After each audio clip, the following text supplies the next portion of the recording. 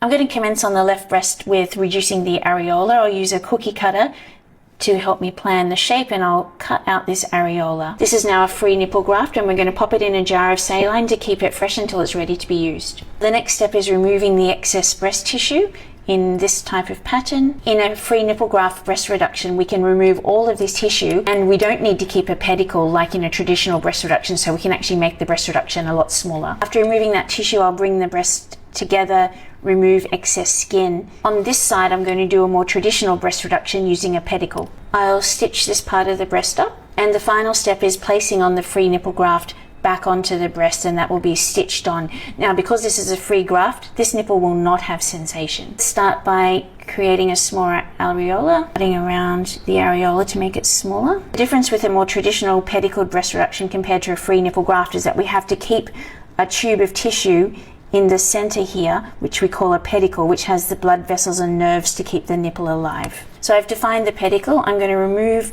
the excess breast tissue. What I have left here is the pedicle with the nerves and blood vessels supplying the areola. Why I can't make this breast as small as this breast is because I still have the bulk of this tissue. The other thing to notice in this lady, there is still some glandular tissue that makes milk. So this lady can still breastfeed because there's breast tissue associated with the areola.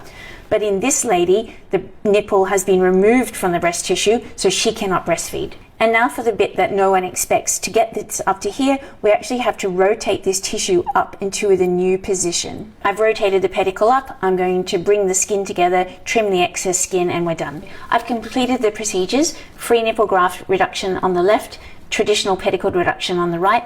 This one has got a smaller result. A free nipple graft is best for someone with a really large droopy breast. On this side, the breast is still slightly larger, but this lady has full nipple sensation and she can breastfeed.